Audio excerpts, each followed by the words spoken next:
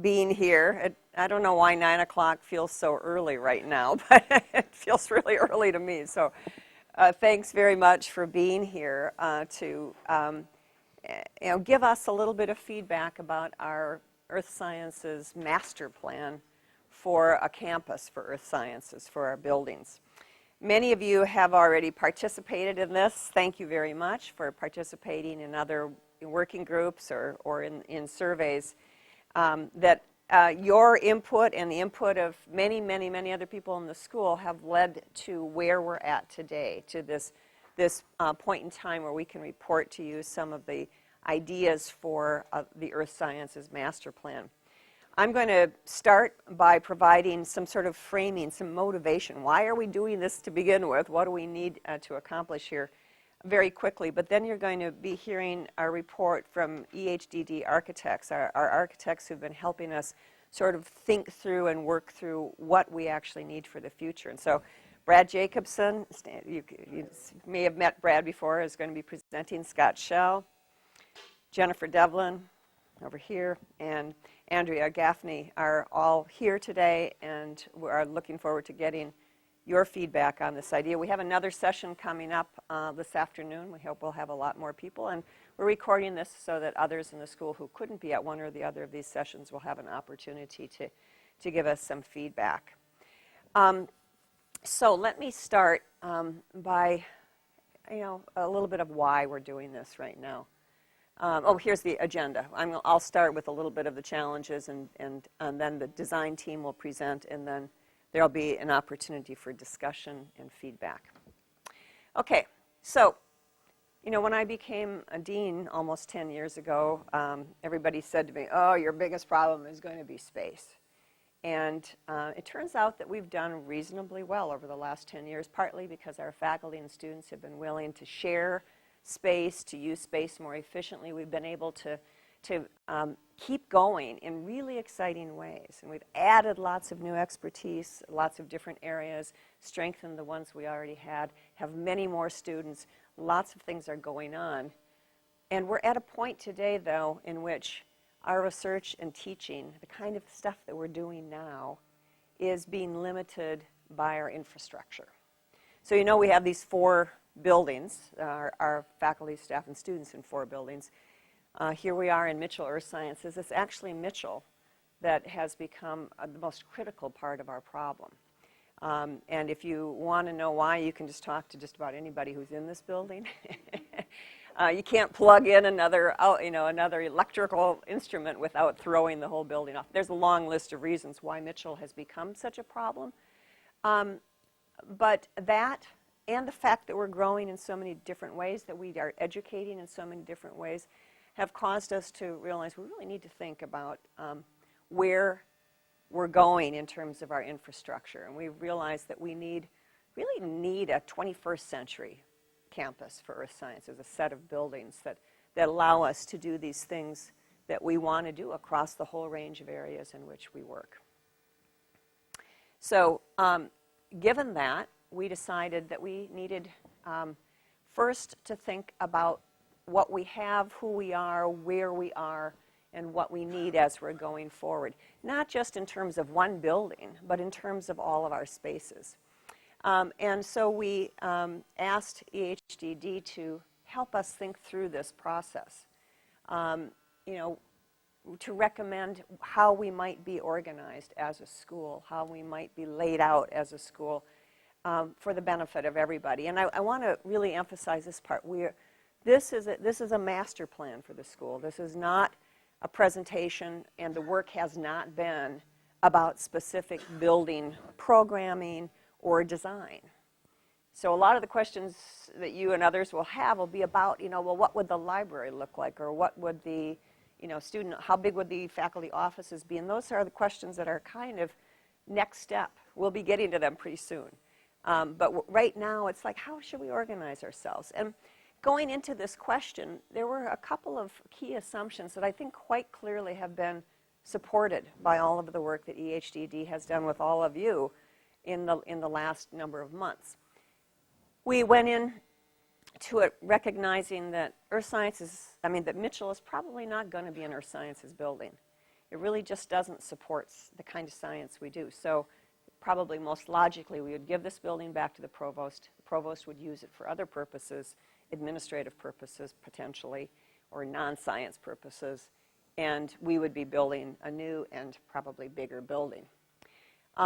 Whatever we do, we want to design this for the good of the whole community. So we realize we don't want to just say, well, let's move Mitchell and just move it lock, stock, and barrel into the new building.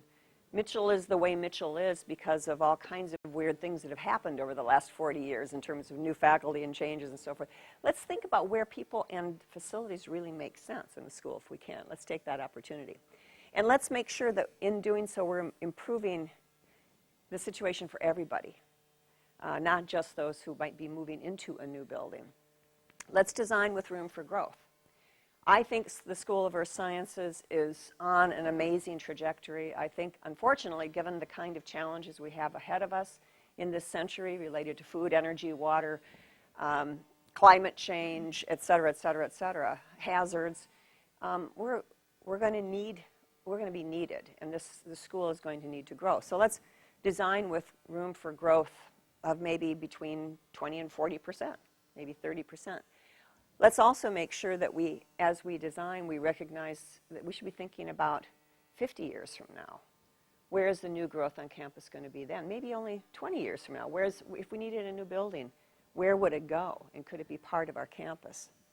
I think we will need a new building in 20 years. I think we're going to be in great demand by society. Let's try to think about how to locate the buildings so that we have an ease of interaction and communication across them. Let's think about what this opportunity means for integrating our shared analytical facilities and computational facilities. And then, let's recognize that not everybody in the whole school can move to this new building. So let's think logically about how to meet the needs of faculty within reason in that realm as well. So those are things that we kind of went into, and again, I think they've been reinforced in the process. The other kind of assumptions that we went into, at least in, maybe in some cases unstated assumptions, were that this is we are a school about resources and environment and sustaining the life of people and systems on the planet. So let's epitomize that in our buildings. We also have said all along, as long as I've been here, that one of the great things about this school is collaboration and collegiality. Let's design spaces for that kind of collaboration, even better what will be needed in coming years. Let's make sure we're doing, designing for modern kinds of teaching and research. Let's think about how to use this space to bring what we do and our understanding of Earth to everybody on campus. Let's play up what so many of us value in our own research and teaching lives, this connection to the natural or managed systems on the planet, to the outdoors. And then, of course, for anybody who lives in Mitchell, this had to be on the list. Because as you probably all know, there are a whole bunch of people who sit in this school without ever seeing daylight, let alone connections to the outdoors. They don't even get to see light. So, okay, those were sort of key assumptions. And I think you'll see these playing out in a lot of the things that EHDD talks about in their work. Then, of course, there was another really big question. Where should the building be located? And you'll see we have a couple options. I emphasize we don't get to decide, but we can make a case for what we think makes most sense. Okay, so that's a little bit about why we're doing this and where we're at in the process. We're early in the process of trying to figure out the master plan. Next step in the coming months really will be moving into what would a building look like. And but we're at an earlier stage in the process now, the master planning stage. So, Brad, do I turn it over to you? Okay, thank you. There you go. You grab that up. Oh, yes. Yeah, this is about recording it so others can look at it online if they want to.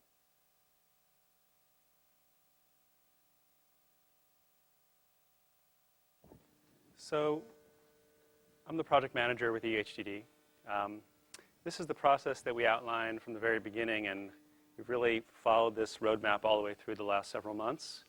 From the beginning, we recognized what it says here is physical and cultural, and there were these two strands that this project's about. One is the physical, how you're organized, where everyone is, how much space you use, what kind of physical facilities you really need, and what kind of improvements are needed. The other side, equally important to us, is your culture and really understanding what's unique about SES, how do you want to be changing in the future, and how do these two strands come together to form the recommendations and the master plan for this new campus. So the first step, probably till about mid-July, was a lot of data gathering. And we used a lot of tools, which you guys are aware of, the online survey. We had a great, really incredible turnout on that. Walking around, there's some plans there of all your buildings and figuring out where everyone is and how spaces are used and how departments map against the buildings, which is quite complex, actually. Workshops, some of you may have attended back in June to look at some of the key concepts that were emerging. Some focus groups with computationalists and others to really dig in more specifically about how you all work and study and learn. Some precedents on campus and elsewhere of projects and campuses and buildings that really we can learn from as we do our planning. There was a great committee of faculty and people from the dean's office that have been meeting about every 2 to 3 weeks all along. Oh, Brad, do you Yeah. mind if I just say Please. so that we clear in the room? Yeah. There is a faculty committee that composed of Greg Moroza, Steve Graham, Scott Fendorf, and Roland Horn. And then, of course, Amy has been playing a leadership role, Amy Balson. And they've been our committee all along. So I just did want to acknowledge the incredible amount of work they've put into it. They have. It's been really important to have that continuity all the way through. So once we got to kind of here, we started getting a feeling for what you all were about.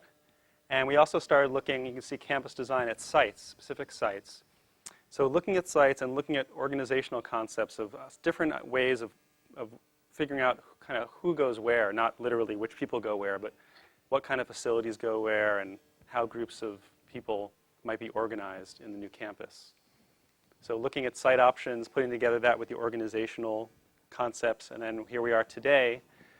It's actually end of September, but this thing got pushed out a little bit, but basically we're pretty close to the end of this phase and looking for your feedback today as we get to the end of the presentation. I just want to reiterate, this is kind of what Pam said, but we're going to talk mostly today about big concepts about how you might change in the future. But this is also just an upgrade to facilities. So it's really, we won't talk a lot about it, but just know that we're talking about upgrade to the labs, great offices, and teaching spaces. And that's kind of just understood as the baseline. But we did want to talk about some of the key concepts.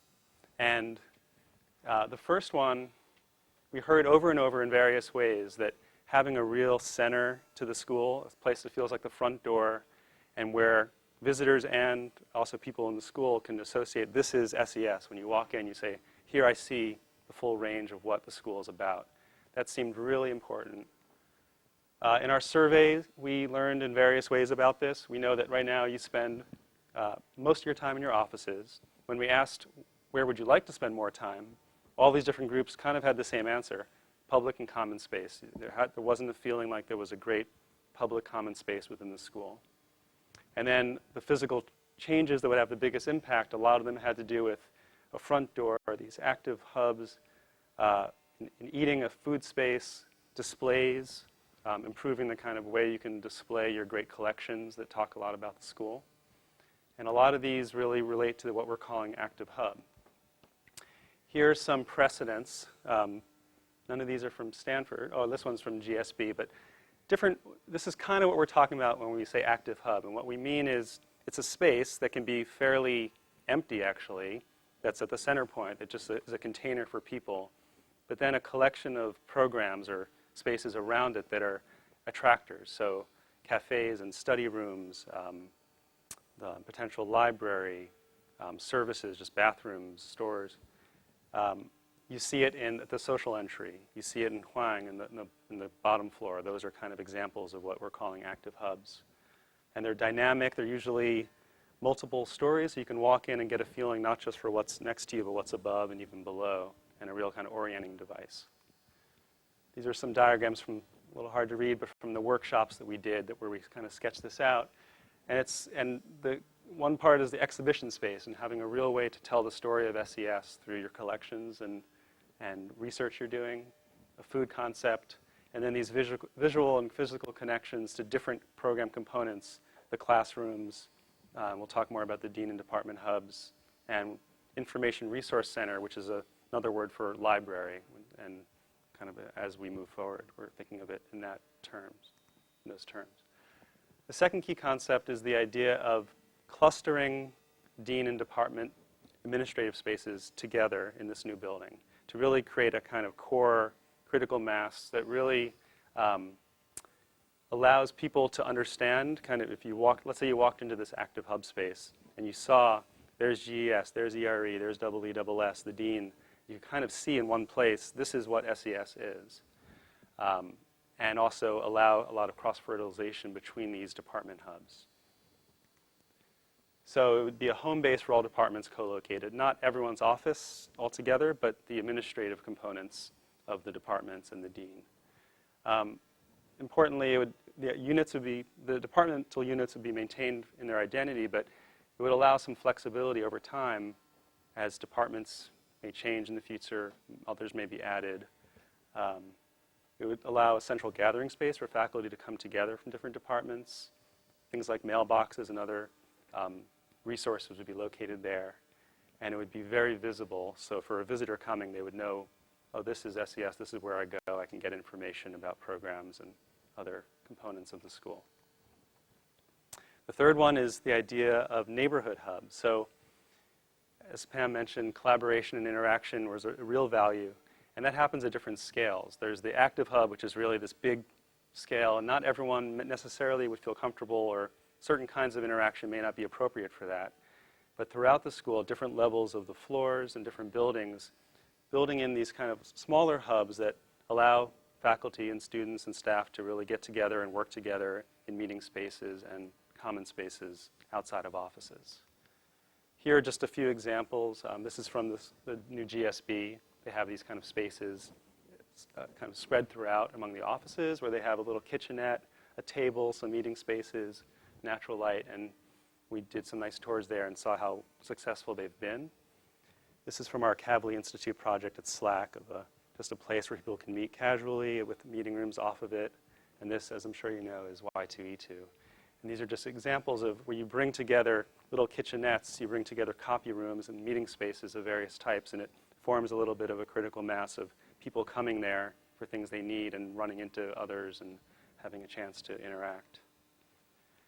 So again, this idea of these attractor spaces with all these key programs that you'd have anyway, but sometimes they're just kind of spread around and they don't really form any kind of space for people to meet. The last concept we want to highlight that's really critical is the idea of how do we organize people and facilities. So we looked at a lot of different ways of, we were searching for a spatial organizing principle. And what we found is, and I'll talk about different ways that you are identified right now, but there's one that we feel like has the most promise for deciding where to locate labs and different facilities and the offices. And that's what we're calling organizing by methodology and research methodology. So we started out understanding the different departments' structures. And those are definitely really important and are going to be obviously maintained. We also posited the ideas of these cross-cutting themes, such as computation, energy, environment. And then we asked people for others, and there was a lot that came out, and they were a little bit amorphous and important to tell the story of the kind of work you do and to talk about the work you do, but it wasn't that helpful in terms of the spatial organizing principle, we felt, and that was kind of the feedback we got.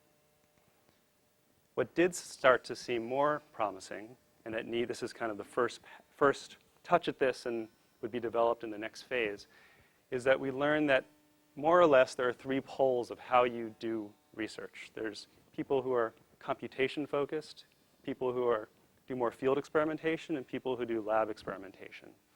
And and there's a whole gradient between.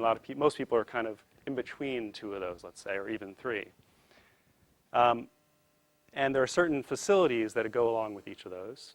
And also there's a certain adjacency between office and those facilities, the importance of that adjacency varies. So for example, lab experimentalists, you see here, they're continuous in and out of their lab.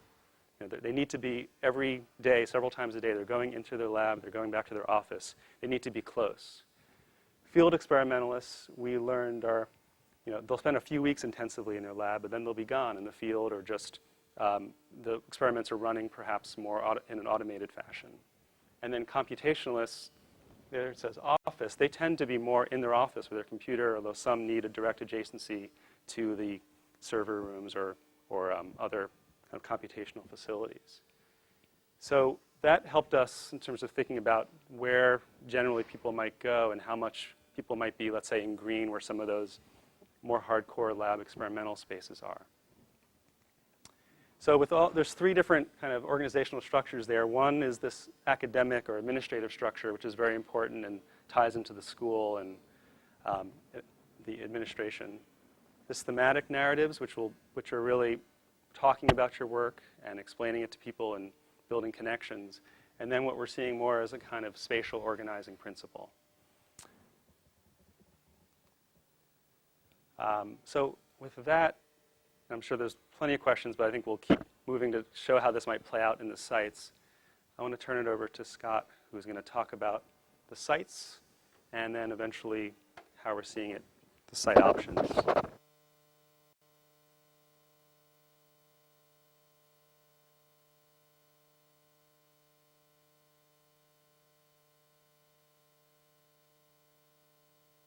We're going to go from all of this conceptual organization to the sort of physical side and look at the site and look at two different sites and how these things may map onto that, and look at a couple of different conceptual building plans or building organization strategies to take these principles and make them a little bit more real for you.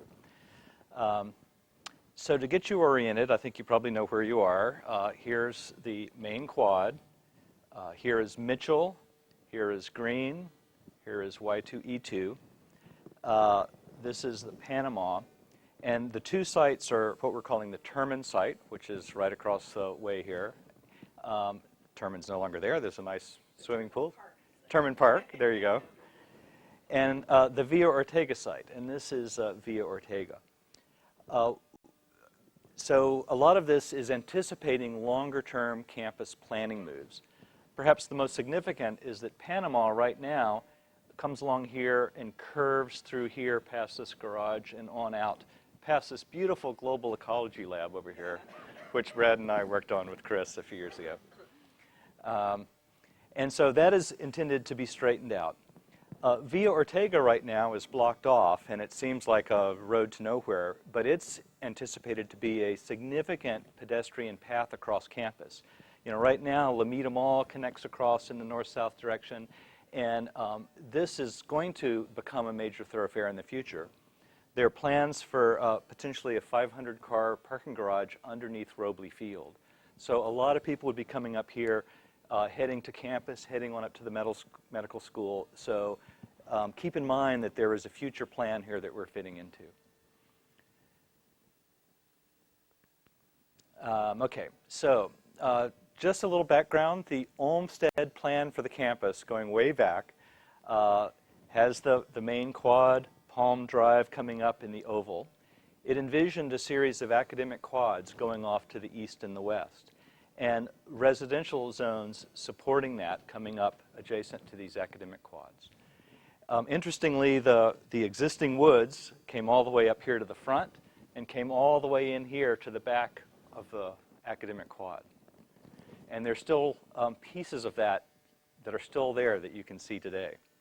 And the campus is, in fact, the planning has sort of picked up on this Olmsted plan and used it to think about planning in the future. So the main quad, the science and engineering quad, almost now complete.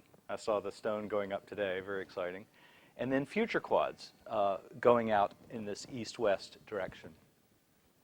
And then below that, there is this residential zone. So that residential piece is still intact. And you see Lake Lagunitas here. Our two sites are here in yellow, the Terman Park and the Villa Ortega site. And so we sort of see this transition zone between this academic area and this residential and recreational area with the Robley Field and gym and the housing and so forth. And we started thinking about that transition zone using this ecotone concept where two different ecosystems come together and meet. There's this extra layer of richness, and you get the best of both worlds. And we're seeing that diversity, that bringing together of research and campus life and making a really active, vital place. And Brad gave a little bit of that description with the active hub. We imagine that spilling outside into this great courtyard and outdoor space and so forth. So if we spin around now and look back to the south, I'm so close I can't see. Yeah, so here's Mitchell, here's the main quad. Notice that Mitchell is blocking the Lomita. Yeah. Pam's threatened to get out of here in a bulldozer one weekend. And so the Lomita Mall strip is coming down here. Here's the Terman Park. And you see there's quite a chunk of mature trees here. The New Guinea Sculpture Garden, this triangle of trees on the Terman Park site. And it connects up through Lake Lagunitas and on up to the satellite dish trail in the hills. And so we're kind of imagining this connection and bringing all of that right into the heart of campus, providing a great connection there. And that right at that nexus is the School of Earth Sciences. And we feel that says something about who we've heard you are. And so we're excited about that idea. If we then spin back around and get oriented again, the main quad is up here, Mitchell. Here is Green, which I think somebody placed that 3D building like about a floor or two into the ground, so it's lower than it really is. Robley Hall here, Terman being demolished in this photo, and then Y2E2 back up at the top. You'll see the New Guinea Sculpture Garden here, this swath of mature landscape coming in here that is connecting back to Lomita Mall, except for that big building in the way, which one day may not be there. And so drawing on these principles that Pam and Brad have outlined, I think this closeness, bringing everybody close together is one of the key concepts. Right now, you're kind of spread apart, and your buildings aren't connected that well. There's grade changes, there's buildings in the way. It's not that easy to get around. Even within this own building, it's not easy to get around. And so our concept is that green is going to continue to be one of your major research facilities. And if we can get our active hub, the sort of front door, the identity, the key social space of the School of Earth Sciences really close to green, then that's going to create the synergy where much of the school is centered. These circles represent approximately a 1-minute walk, so you're about a 2-minute walk to Brown Geo Corner, about a 3-minute walk to Y2E2.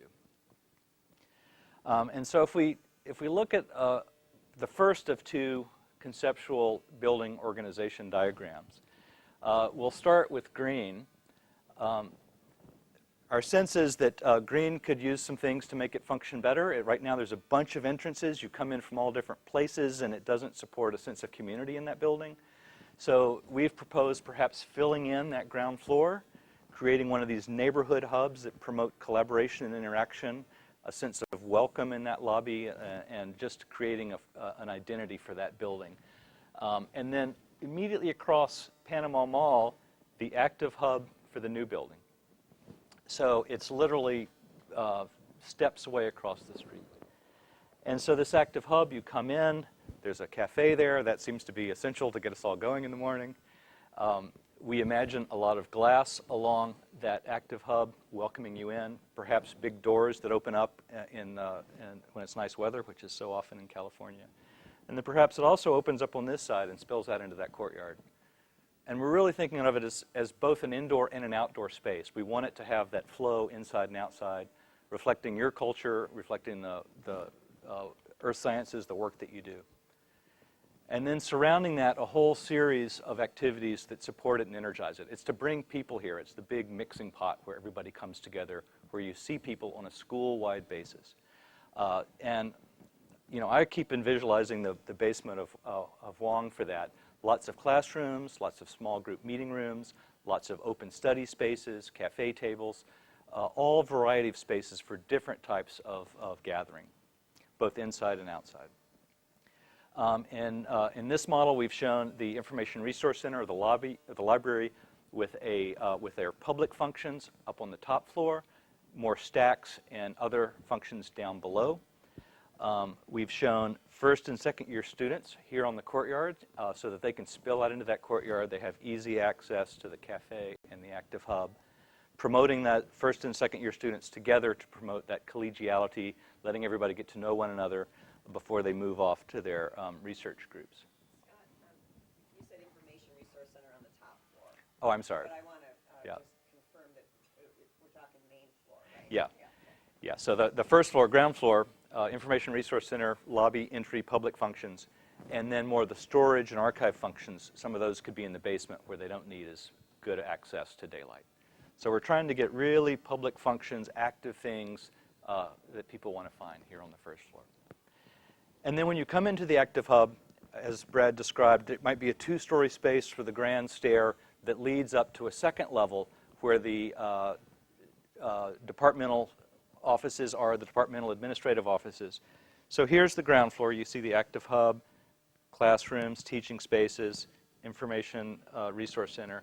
You come up this active hub, dean and departmental offices. So right there, so when faculty come over to get their mail, to come to faculty meetings, to come to spaces like this, they'll come through that active hub and immediately be adjacent to up the stair to these spaces. On the top floor, the balance of the second floor, the research groups, the offices, great daylight, great views up there. A little bit off the beaten track, so there's not so much public activity flowing by your office. And then with neighborhood hubs, you see the red spaces on every floor to sort of promote collegiality at the research group level, at the departmental level, or by these research methodologies. Some of those more serious labs and hardcore labs down in the basement.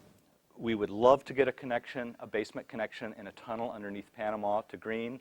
There's a lot of utilities in that space, and we just haven't been able to sort out if that's a feasible thing. But it would be wonderful if we could connect the research facilities on the basement through there. So the key concepts for here, it's a single building. The hub is at the corner right next to Green. We've set back here to align with Robley Hall. There's a little bit lower scaled things across here, a little bit bigger scaled things across there, so we're pushing the mass over. Active hub spilling out to a courtyard. Lots of landscape, this open landscape on this corner, continuing, keeping that mature landscape, connecting through to the New Guinea Sculpture Garden, and imagining a potential continuation of Panama through there that this opens out onto. So really opening out to that continuation. I mean, not to Panama, to Alameda Mall. There is a classroom building here now. This assumes that will go away. We have a next version where we keep that. So second scheme for this site, many of the same principles will apply, so I won't go into it as much detail, but in this case, we're making an open corner. So it's really, and we keep Thornton. So there's a building here, this existing building here, and an opening on the corner, so you come into the site through a space. Active hub here and cafe that spills out into that courtyard. The classroom, Information Resource Center, again, all open to the public. Main auditorium or lecture hall also spills out there. First and second year students, again, a cluster of them on the ground floor. And then as you go up from there, again, the same sort of organization with dean, administrative departmental offices, dean's office, more first and second year students, research groups and offices on the top floor, labs, information resource, archive functions, and so forth on the ground floor. The key thing here is it keeps Thornton. It has that open corner. It's a little bit more of a multiple building concept. One of the questions during our discussion was, do we want one big building or do we want more smaller buildings? Are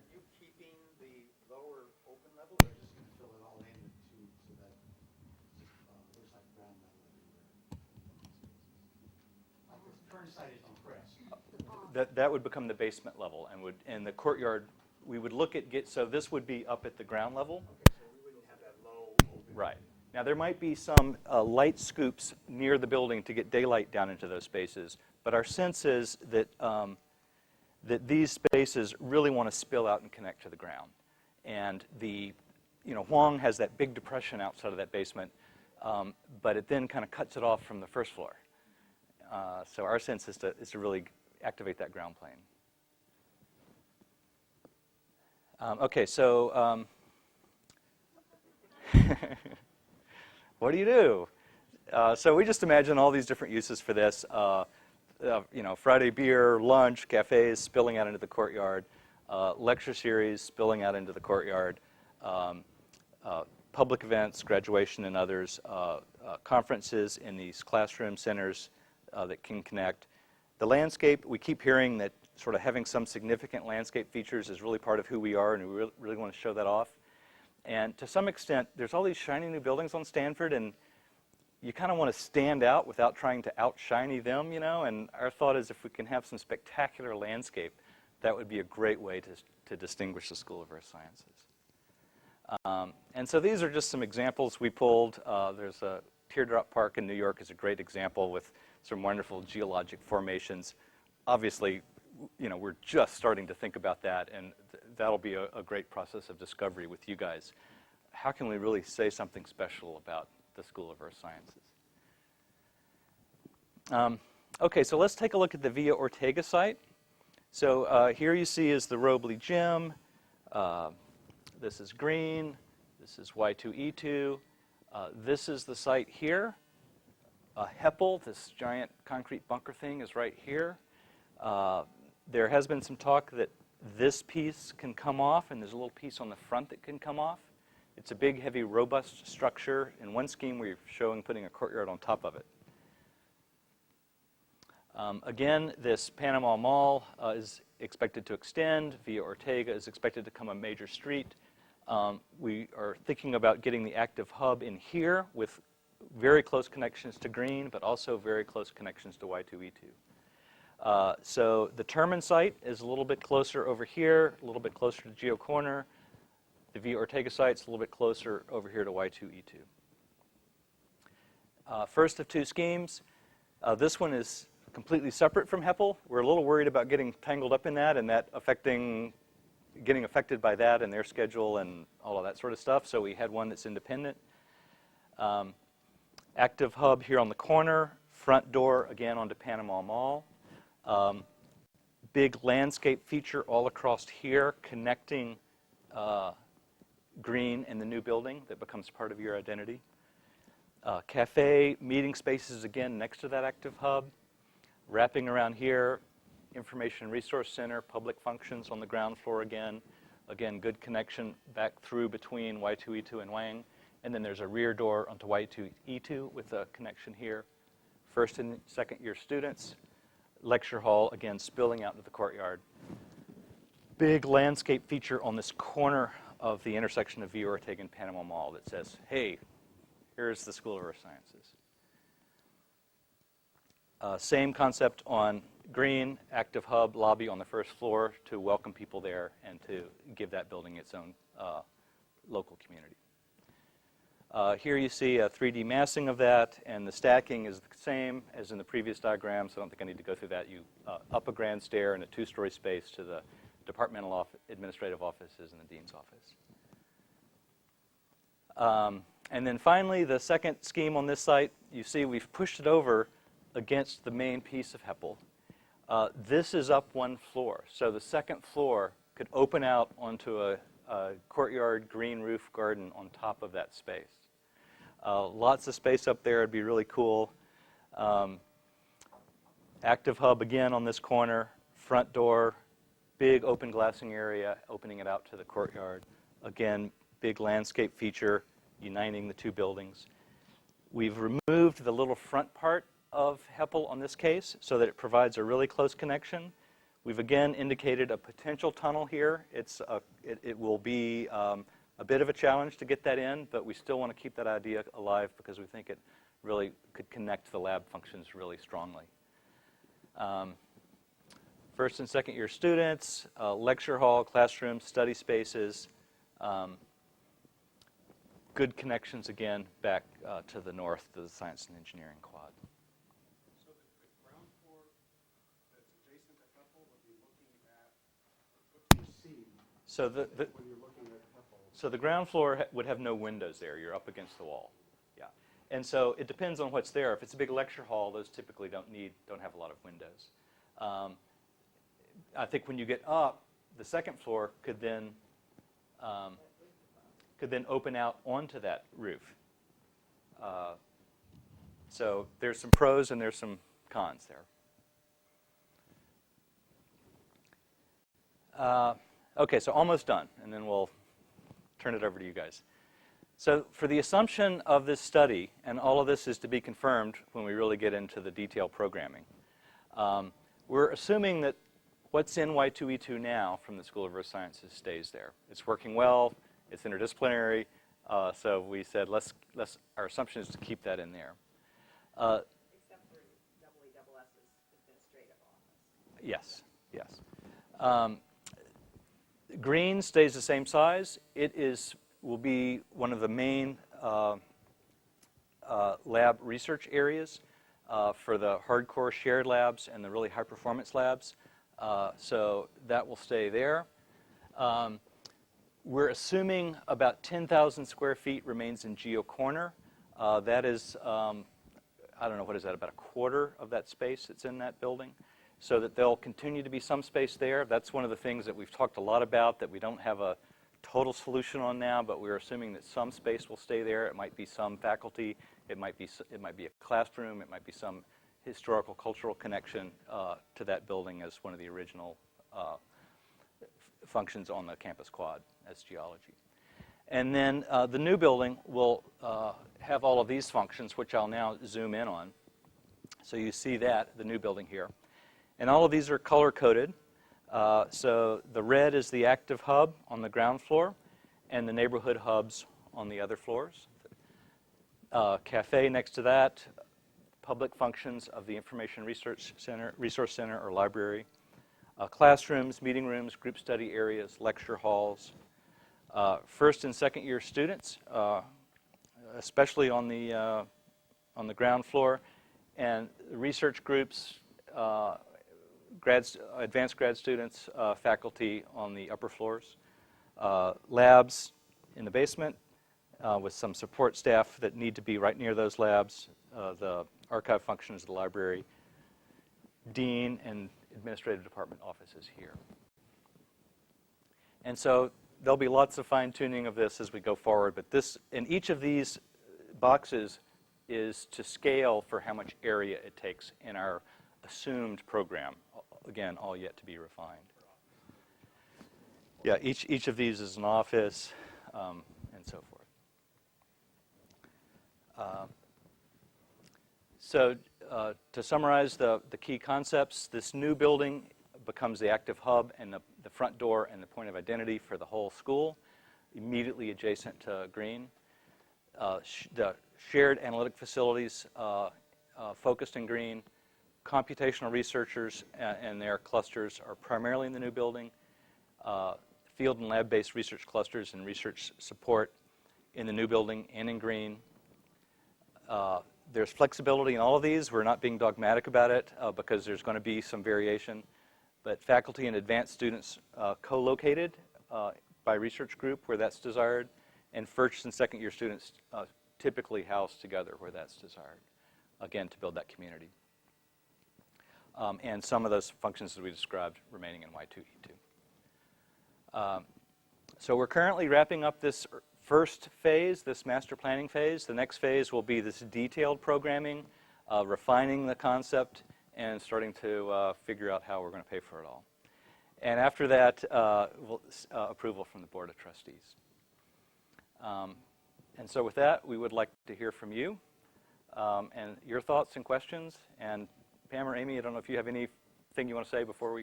Just to confirm, right now in your planning, you've been, what you've shown today assumes a 30% growth in faculty and everything that goes along with that kind of growth in faculty. Okay. didn't really get this at the beginning, but this also envisions not only giving up Mitchell, but most of geology. That's the assumption Those two in square here. uses. Yeah. So the actual total square footage in the school, pre and post, that grows substantially? Yes. This new building is more than making up the lost space. Yeah. Yes, it represents, well, I don't know exactly what it is, the square footage, but it's a lot bigger than what we have right now. And actually, what remains in Geo Corner at this point is, what we give up is the first floor, which is a lot of not well-used space. Right, You know, could be there's- used well for classrooms. There's, right, that aren't ours. Yeah. So, But we could use one for else, but- so, and the department office. So that's, the first floor is now, it's a lot of square footage, this doesn't represent a lot of program space. I should just say that the faculty committee went through a whole long set of discussions about pros and cons on each of these things, and including the site questions. So your contributions to those long lists of pros and cons would actually be helpful too, so, okay.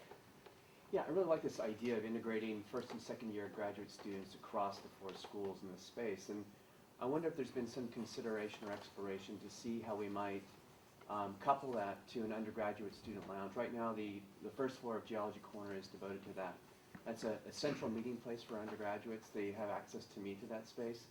I think there'd be a lot to be gained by having those students, those undergraduates, in proximity to the first and second year grad students. And I'd like to see that maybe explored going forward, how we could incorporate a space whereby undergraduate students could have a study space and a way of interacting with the first and second year graduate students. And could that be in this active hub, or do you think that needs to be a separate, discrete? I see it, it could be in the active hub, but I see it just spatially proximal to that, first and second year graduate student area. Okay. So one of those spaces in that area, on that example, could be sort of the undergraduate lounge kind of thing for the whole school. Right, because it's central, it's near that front space for the school, and our undergraduates coming in who don't know much about the school, connected, oh, that's the School of Earth Sciences, that's where I can find, my way into this school. I think it'd be important. That's one of the things we heard a lot about, was really creating a place that drew broadly from across the campus and raised the school's visibility and helped recruit students. Thank you. So can you just clarify, so is the Via Ortega site larger? It looks like it's larger than the current site. Yeah, so, let's see, where is that? It depends on if you include Heppel or not. So in this case, in one case, we've built from here over, and it's approximately the same size, maybe a little bit bigger. When we include Heppel, we gain the space on top of that, probably won't build on top of it. It does have some, what are we calling it, encumbrances. There's a substation on it now, and we have to wait for that to get moved. And there will be some subsurface infrastructure there that we can't build on top of. By the way, that moving of that substation is going to happen really fast. That has nothing to do with us. It's happening anyway, like within the next 18 months. There's also the portion of this next block that's available for tenants. And of course, one other point on that issue of size of the space is, where is the growth space around it? That's, yeah. And, I don't know, you guys want to speak to that? Go ahead. I was going to say, Mitchell will be on the list of buildings to come down. Whether it comes down now or in 20 years, I don't know, and nobody knows right now, but they're starting up a campus-wide discussion, because there's a bunch of buildings like Mitchell. And so it may come down. The one right next to it, Durand, right over there, is in the same type class, and it may come down. And so then suddenly there is room. I don't think they'll ever build another building right in the middle of Lomita Mall, but there's room for a couple buildings there. So maybe, there's a lot of argument, and there will be a lot of fighting over that space, because the physical sciences are all down at Lomita Mall, and they need to expand too. But maybe we have it. And then on the Via Ortega site, of course, right across the street is the new quad, basically. That will be the direction the building will take place for the campus, you know. So, whereas now we're sort of at the edge of the quad, in a sense, on that corner, that's the direction campus is growing, as you could see from that earlier figure that Scott showed. So there's space for growth there. So we've had a hand up back here for a while. I really like these ideas. I think it's, especially the outside connection and Great. having a better center for the earth sciences. But I wanted to build a little bit on what Richard just said. Right now, the old building is kind of like our interface with the rest of the university, especially not only undergraduate majors, but just people who take all our introductory classes. And a lot of people that teach introductory classes and interface with undergrads are in that building. And so, like if you, it would seem like you'd want to make the new building the kind of interface between undergraduates. But if you give up the first floor of Geo, like, you know, all of the teaching materials and classrooms and everything are on the second floor, but it puts that thing out, it would be equivalent to being Siberia. Yeah. You know, so there's a problem there going forward to the future in terms of our interface and the teaching collections and the materials and everything that the people, the faculty do there and our interface with undergrads. If you keep a bunch of, you know, teaching facilities over there and faculty, it would be like putting us in Siberia compared to the hearth of the School for Sciences. And so the collections are currently on the second floor of Geo Corner, is that what I heard? The second, third, Yeah.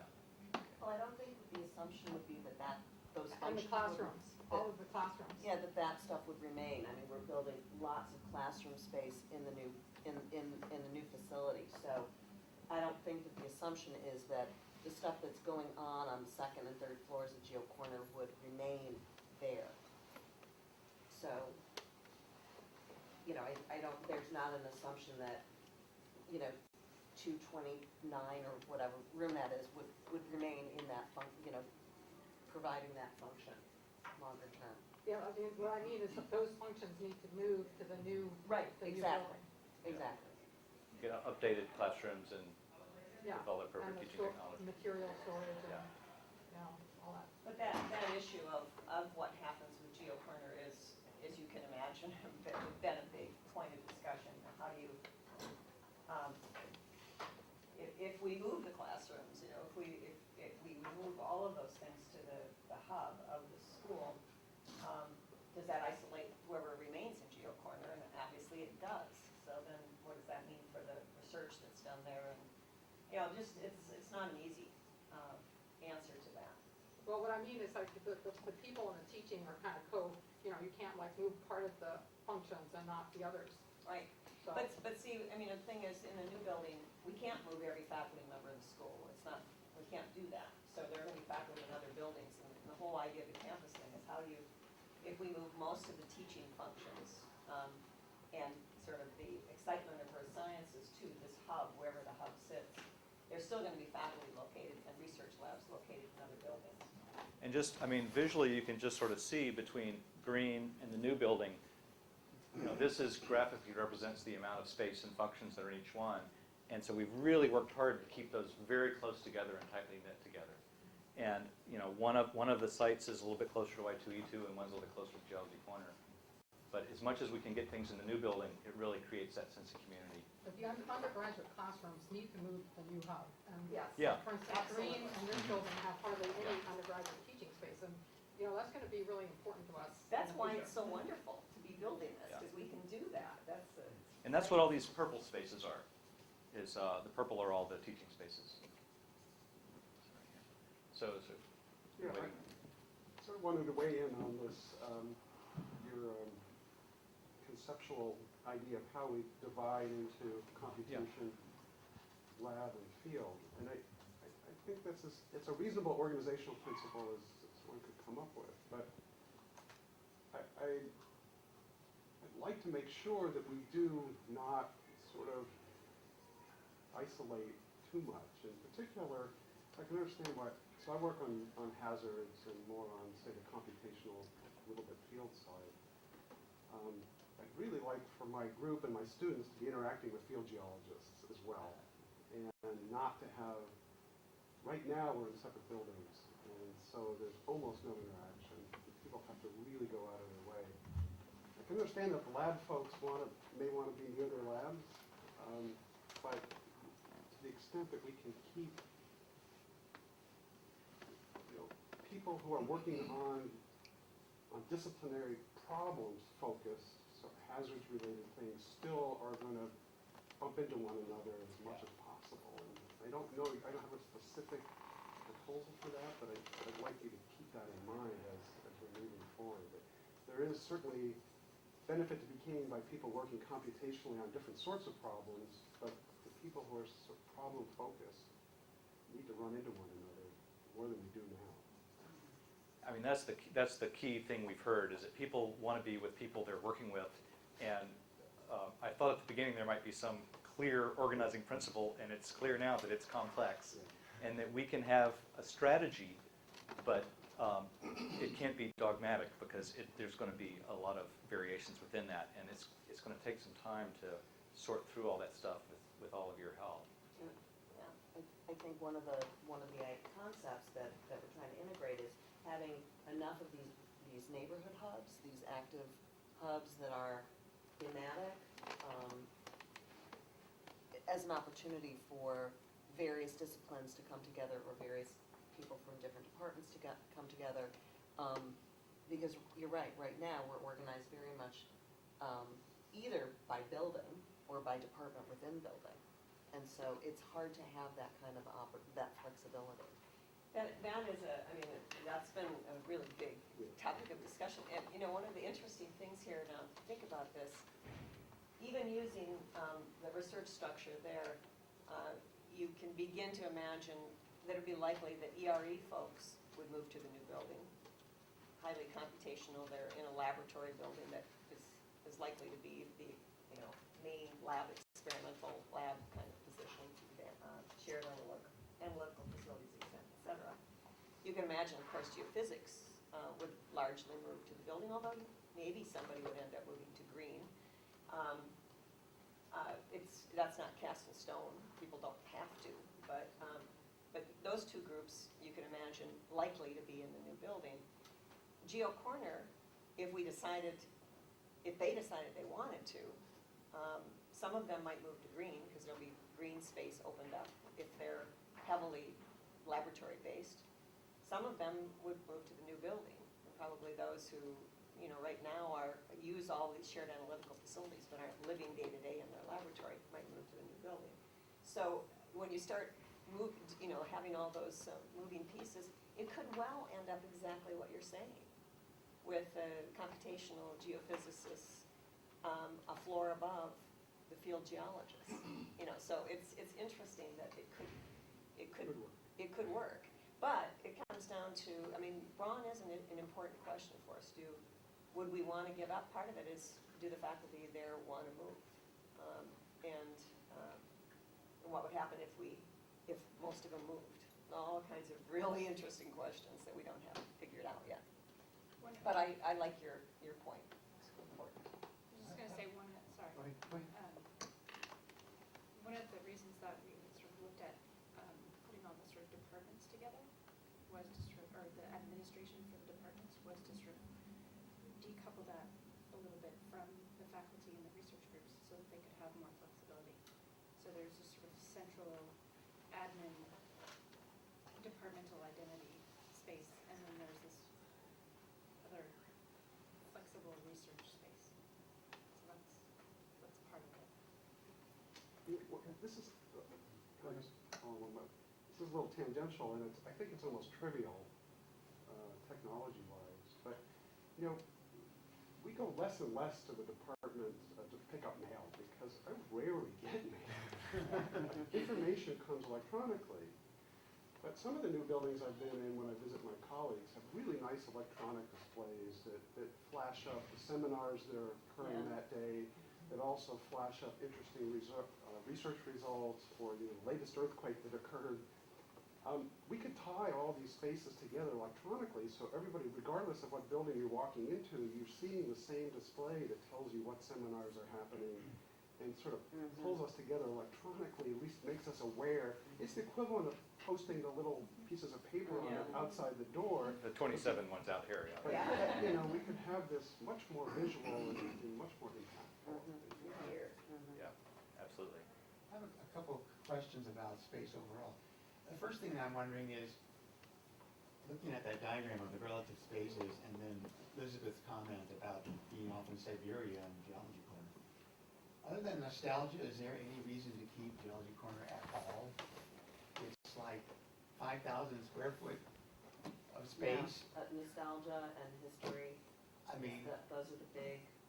the other And groups that that have been, is engineering has beautiful. given up their corner long ago. History, I guess they're still in their corner. They're back in, they left. They left and came back, but, so I don't know, I don't know, this, just from my point of view, look at the whole thing, I feel like maybe we should just entertain the concept of just giving it up entirely. Yeah, well, And the second thing, space-wise, is there potential in the future for expansion to build over the courtyard on Green? The That's what they're plaza, talking about. the plaza No, on Green? No, not the, Not Heppel, not the middle. Oh, but the the plaza, Oh, out Is there back. potential to build up on that plaza? Just from a technical construction point of view, it's challenging because there's all those shared labs underneath, and it's, No, underneath the plaza is primarily, you're right, there's labs and then there's offices. Yeah. There's both.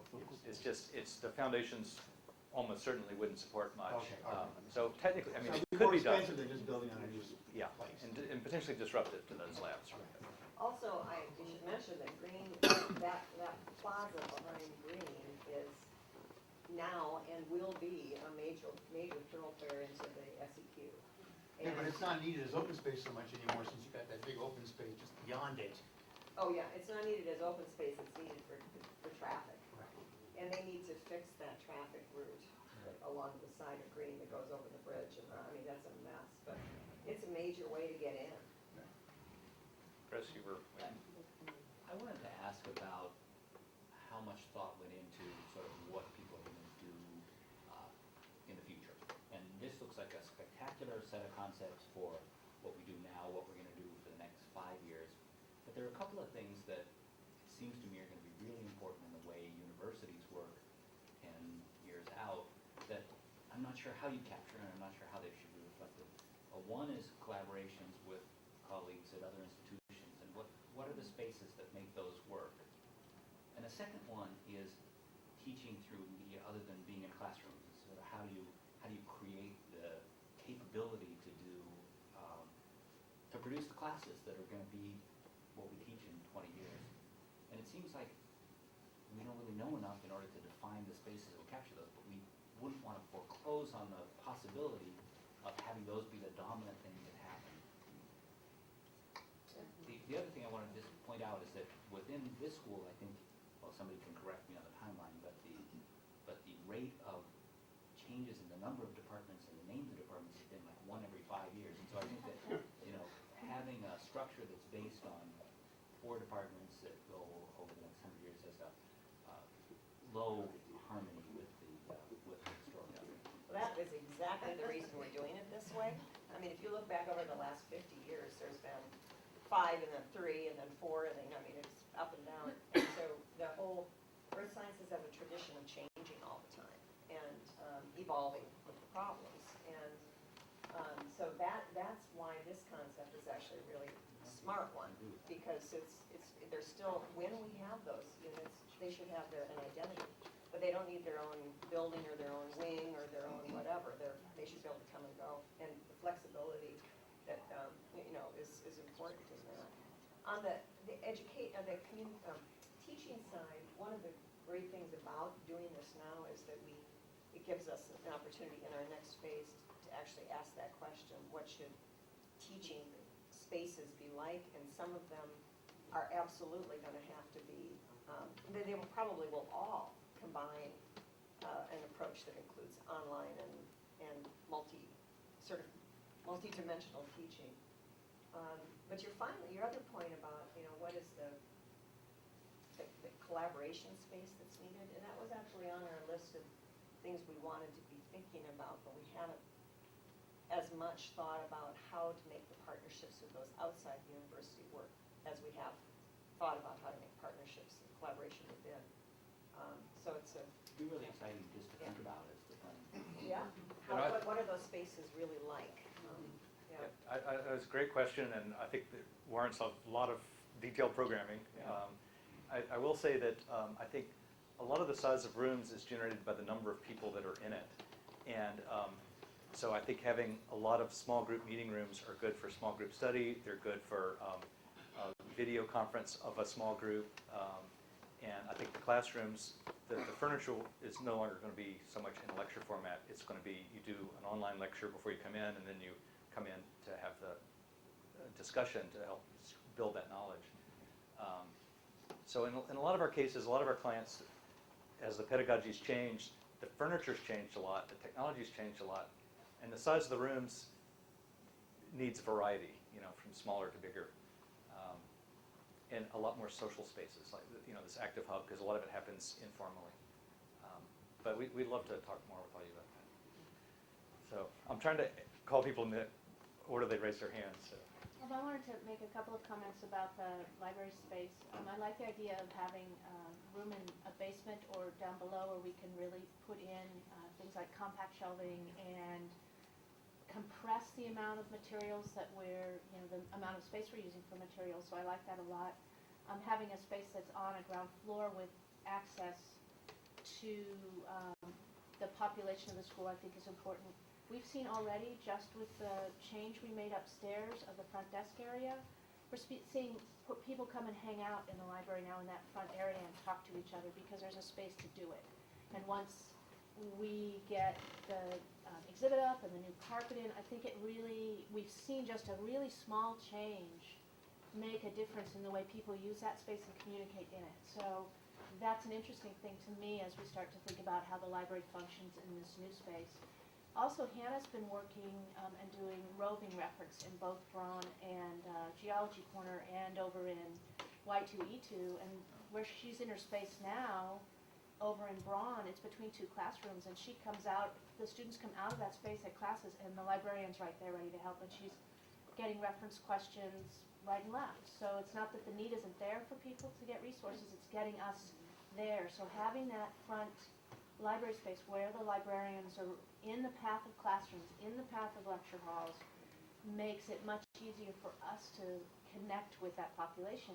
Being on the second floor like we are, people have to work to come to us, where we want to make it easy to get to them and for them to get to us. So I like that idea of us being more central in that way.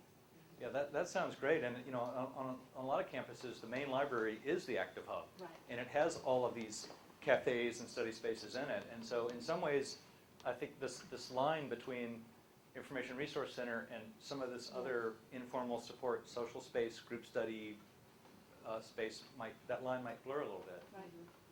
One thing I just wanted to add that hasn't really been articulated is the notion is also to have some kind of exhibit space, public exhibit space, sort of bleed through between the library and active space so that we can, again, sort of the public-facing side of us is all, co-located. Right. So I just wanted to make sure people knew that we were actually hoping to improve what we have as exhibit Can I space. get the saber-tooth tiger back out? Yeah, and display? yeah, the museum, the campus is putting Do you have a safety place? investing a lot in the arts, in the art world and art museum, and we can be part of that in the sense of the art to science and technology connection.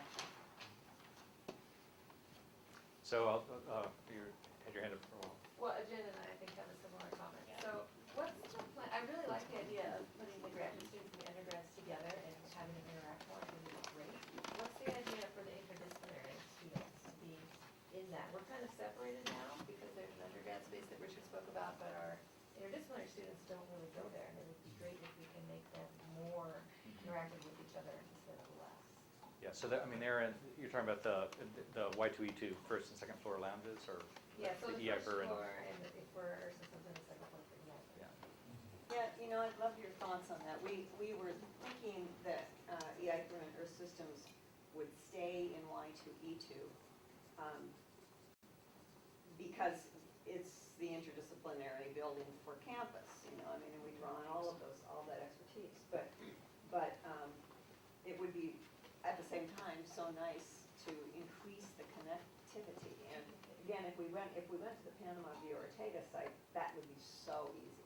It'd be so easy. But and whether or not we actually move those units to that building or just connect them through lounges and meeting spaces and things would be something we'd need to figure out pretty quickly. It hasn't really been on the table as much for the Terman side, I think, because it's, you know, what do you want to, it's a hard question. So you guys are going to be very important in helping us figure that I out. think also that where WESS ended up, I mean, the fact that WESS is in Y2E2 and we have strong connections with that department, if that department left Y2E2, I think we're sort of out in Siberia, to steal a term, kind of Sure, struggling to Siberia. stay connected with the school. So, but I also know that WESS and Y2E2, there are many reasons why that's not working very well. Well, I mean, this is exactly, space. yeah. This Space is, crunch. Yeah, I know. I mean, this is exactly kind of what we've been struggling with a little bit is, you know, the Terman site is closer to this center of gravity and the Ortega site is closer to this center of gravity. Both are close to green and, you know, so we've been debating that much. I will tell you on that issue that, and I hope I don't get our faculty team in trouble, but I think that their general preference is to move to the Via Ortega site, in a sense, because there's more options for growth, there's more connectivity to Y2E2 and to that hub. But, yeah, like I say, we had a long list of pros and cons on both. Yeah. So there's somebody, go ahead. Well, I was just, with that picture that you have up there, thinking just kind of physical design, kind of taking different tack. Looking at green, you talked about filling in the first floor possibly as a hub. To me, that doesn't seem like a good idea. Mitchell is blocking Flamingo Mall now. Yeah. Green is built with an atrium space that you can visually look right through. Yeah. And if you fill that in, then green becomes a block to a different Yeah. pathway there. Yeah, I think it's a good point, and you know, I kind of was a little tentative in presenting that because you know, there is a pretty strong axis here. You do hit a big hole there, Yeah. and you know, you got to go around. We Yeah. talked use about that putting a bridge access. over that Yeah. too. Yeah. Making it straight all the way. Yeah, I think getting a bridge across is going to have some challenges, but so I think, you know, and I don't know how critical. You know, we haven't. The campus architect hasn't weighed in on it. He's been silent when we've said it. So I don't know if he thinks it's a terrible idea or if he thinks it's a great idea. Yeah, In any case, we definitely need to improve the connection. And I think, you know, whether that, anyway, that connection needs to be improved around here. And it's just, there's so many entrances to this building. You know, every time I feel like I go in a different way and there's no sense of arrival. And there's, on the third floor, there's a great hub, but you kind of want something on the ground floor when you arrive.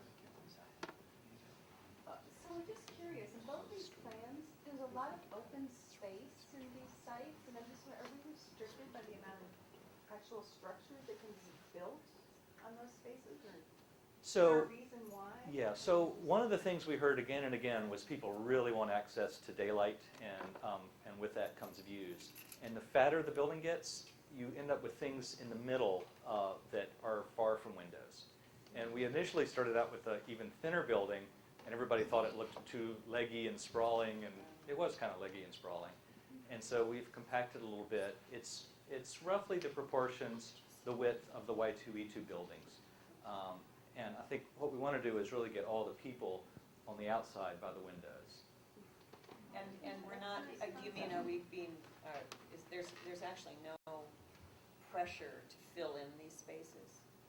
You know, there's a real, Stanford right now, I thank goodness, has a real, I think, commitment to the sense of creating a sense of a place, a campus that is not just a building taking up as much of the space as possible. Think about the business school campus, you know, the night center.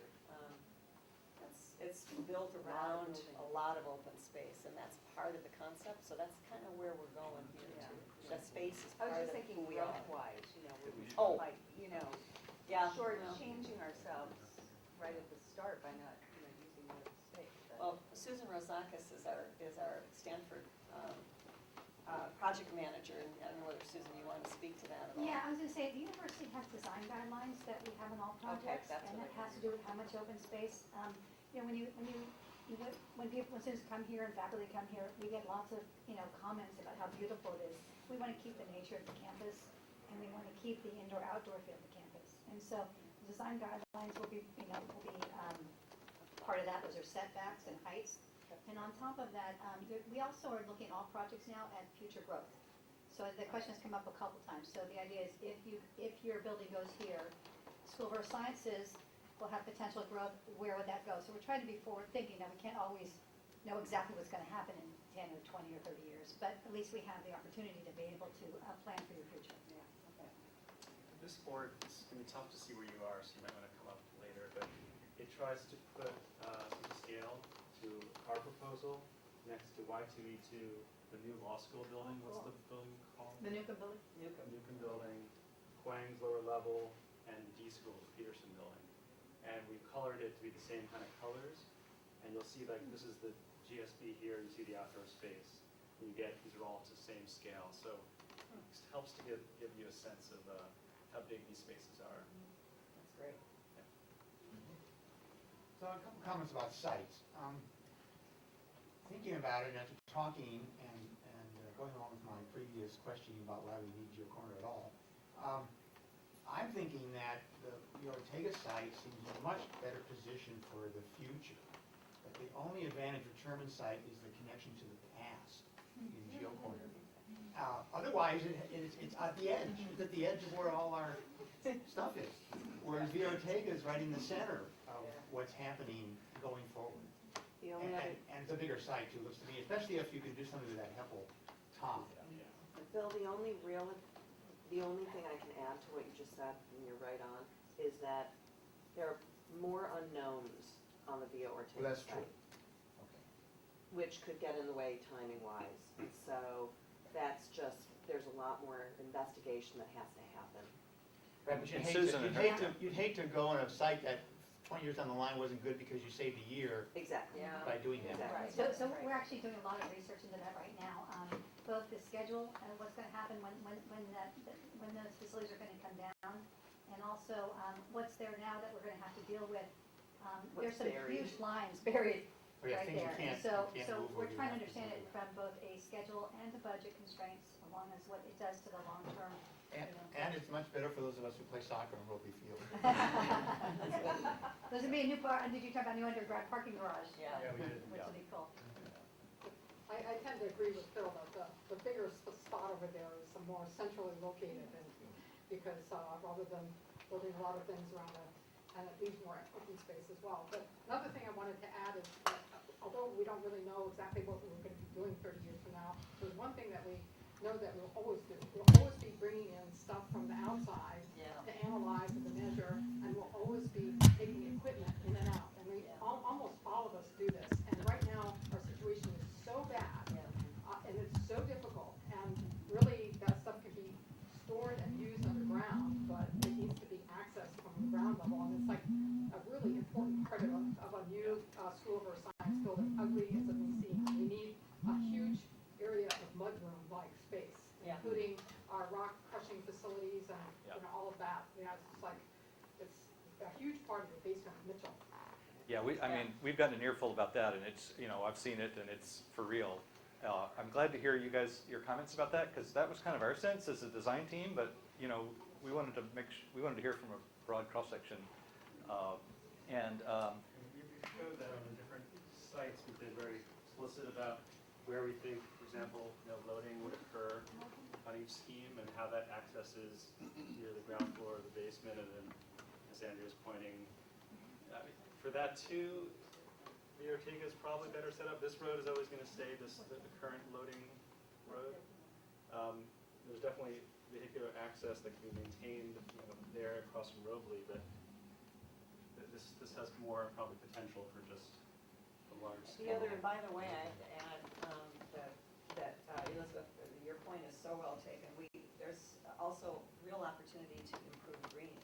Yeah. At the same time that we do it right in the new building, so that there's green becomes easier for field people to get into and out of, and have spaces to be used for, launching and receiving materials. So there's opportunity. One other thing about the Ortega site, and that with Heppel there is, we're not quite sure what Heppel does and why it's there. It's big. And, there has been some discussion as to whether or not some of it could be used for storage. And so that actually may provide, some relief for us, because it is so underutilized. So that may actually. Are we assuming Heppel is a permanent fixture of the campus? Yeah, Susan, can you speak to that? Yeah, well, there's two parts of it.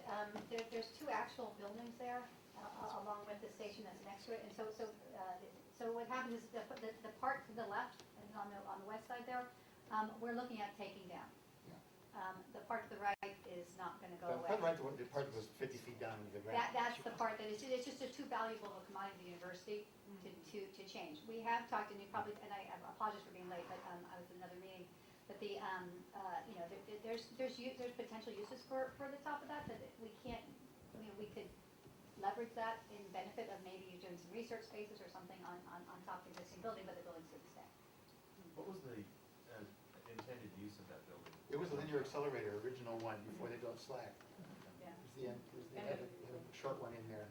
Applied deep physics underground. uses it still, I think. Right, but there's like mezzanine, it's not just a pit, and so there's some space in there that's underutilized that is a sort of a bunker, and so, I know, there's some structural work that needs to be done in there, but, whether or not we could use some of And that. it's a great tornado shelter. But to replace it is just cost prohibitive. To build now what they built back then is just cost prohibitive. And there's research that goes on there that needs that type of space. So.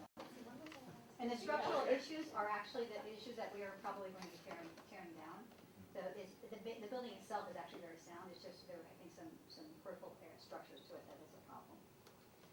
One thing that, speaking of Heppel, one of the things that got, I think, the faculty group were really excited was, I don't know whether it was, which of you described this connection between green and Scott.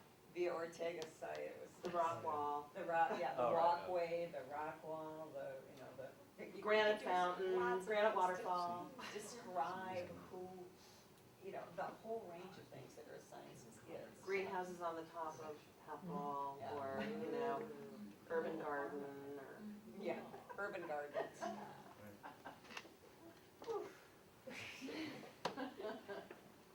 Totally not a big picture comment, but I'm just going to throw it out there. Just while we talk about the open collaborative spaces and things like that, I would just want to say that there should still be space that's not so open. Yes. There are literally only 2 rooms in Y2E2 that have walls on all sides, and a lot of people need privacy for meeting rooms specifically. Probably, maybe classrooms, I'm not sure, but just wanted to throw it out there that, some convertible type thing with shades or something. I feel that's totally not a big picture. The grad students raised that in the session It's that a we had with problem them. for us in Y2E2. Yeah. Yeah, the fish bowls look great, but sometimes you just need a little separation. Good point. Yeah, the School of Earth Sciences is one of the most innovative leaders in the field in terms of environment and global change, and I think I haven't heard anything about how we're going to express that. We have a real opportunity here to make this, not just that it looks green, but that it can be really green. And I heard that you had experience working with Chris and Global Ecology Building, and I'd like to hear maybe some really genuine. We're also in Silicon Valley, innovative ideas in terms of building materials, urban garden, light, energy efficiency, water efficiency. Did you plan Did you it? plan it? Well, one of the things that we're not quite at that stage yet. I mean, as we go into the programming and conceptual design of the building, that will be key in what we're doing. And we're looking to the school. I mean, this school is the expert. I mean, you guys are the leaders, and you work with the other leaders in the industry. We really want to leverage that. We've done some of that. So if you go to SEQ, or the new business school. But the idea is to take this building to the whole next level. Yeah. And what that means, like even things as we're using HEPL and what parts of that, we talked about urban gardens and other things.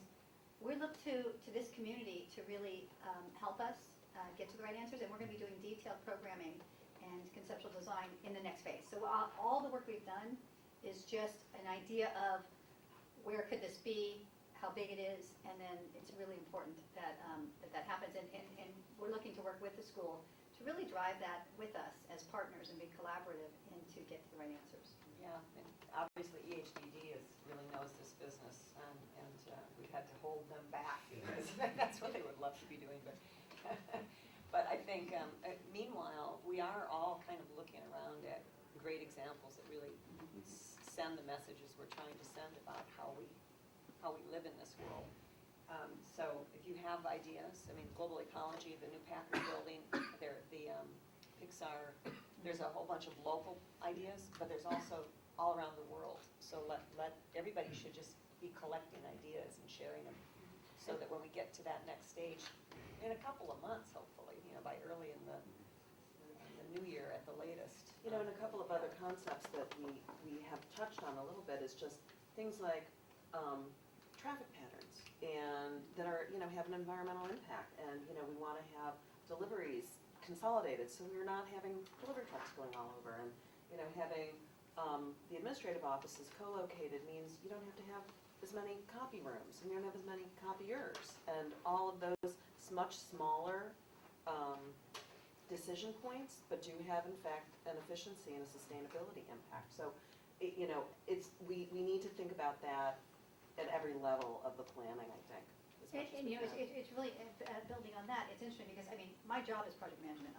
I'm here to build buildings and renovate buildings, but the most sustainable square foot you have is the one you don't build. So to be really key on, to really look at every part of that, and it's not, part of it is how to be sustainable, part of it is to know what is the right thing to be doing. Part of it is flexibility for the future, so Yes. you don't have to build another new building right away. Yeah. I'm agreeing with what everybody said, and I think we bring a lot of technical resources about how to make the building system super efficient, and kind of what we're really looking for is, what is that vision for the future? And it's beyond the technical building strategies to include the culture and the operation and, what's life like in a community, in a campus or a city scale, and we need your help thinking about that, because I think it's an imagination question of what can the future be. I'd just like to provide a little micro example. The thing that I think has been the biggest challenge in maintaining a sustainable building is having bike parking not junk up the whole facility. And, we've talked about the great 500 car parking garage underneath Roby Field, but what's really important is how are the bikes going to be parked on this site so that they don't ruin all of the open areas. No, And not get stolen. And I have to tell you, we have a bike coordinator on campus that we work with. We have meetings where we work with 20 people talking about bikes, and it's really important. And I've learned here on campus, the other thing is you have to be careful. You want them in the right place, because if they're in the wrong place, they will park elsewhere. But you also have to have enough of them in the right place and the right places. And part of that you can get firsthand. Part of it is you have to see how people do it. So we have to be flexible enough as we go through to say, this is where our plan is, but we're going to have spots available. And that's just part of this whole sustainability and how we put it together. But, a lot of us are bicycle commuters, so you can get all our bikes out of sight if you give us a nice covered space somewhere underneath or something. I've never heard that before. With the shower rooms, right? Yeah. And we are putting in shower rooms in project space. That's great. Well, one idea that we've been interested in, that we've heard in the surveys and discussions, is sustainable food systems and how that might really be put on display in this project. And we all know some form of cafe or even restaurant level service might be appropriate. Wine bar. Wine bar, absolutely wine Pub, bar. beer, and a pub. And certainly Sanford Dining has done a lot of great stuff with sustainability that we know about, but that we feel like there's a great opportunity with the work that's done in the school to really push that way beyond and really show the connection between the Stanford farm and food and ways to compost. So that's another theme that we've kicked around without any development so far. It's definitely about demonstrating sustainable concepts within your campus. It's, you know, you pretty much write the rules and do the research on sustainability, but actually having your campus sort of events or make evident these ideas sort of in a daily use. You can do that through the exhibitions, landscape, through building, really make it. Hopefully we'll have a donor who wants to do that too, who will let us have the resources to really go far on that. So other questions? I mean, we don't need to go all the way to 11. I know people have other stuff to do if we're getting to the end of our questions. But any other questions or comments? I just had one, looking at these, Y2E2 there is designed to take full advantage of that afternoon sun. And so how tall could you build on the Via Ortega site without casting a shadow? That's a really good point, though. Yeah. So, you know, there's this, well, I don't know, let's try and be, so what is that dimension, Andrea, do you know approximately? I mean, so this is like 65, is it? Yeah. 65, so that must be 130 feet or something, and that building must be 2.5 floors above grade, so that's probably 40 feet. So it'll get sun almost all, we won't be blocking. And I think that the answer is that we'll study it as we go forward, but Yeah. it's not, And you know, then as we, basement. as you know, we need to be good neighbors, however, we need to do the right thing for this building as well. So that will get reviewed as part of it. I don't know what the decision will be made on that, but we'll look into it. What is not drawn right here is a substation. So there's pretty much a guaranteed setback in this corner Well, right here. but be clear about what you mean by a substation. It's not Underground. what it is. Sorry, Right, yeah, what it is. they're gonna vault. But there is something, there's going to be. So there's an Space where you impedance. can't build. Yes, it's a space where you can't build. But you know, again, I don't want to put any parameters on it. As we go forward, we'll do more detailed research into this, and then we'll make the best decision for the university as a whole, for this building and the existing Y2E2 building. Anything else? Or Pam or Amy or Jennifer or Susan or our team, any final thoughts or comments, questions? Thank you very much. Well, thank you guys for coming. Yeah. Email them to us, but thank you. Yeah, thanks. Email them to the school, I say to Me. Amy. If you have any more thoughts, email them to me. Thank you so much for your participation. If you see colleagues between now and 1, encourage them to come to the 1 o'clock session. Yeah, please do. Okay. Great, thanks. Thank you all. Stage your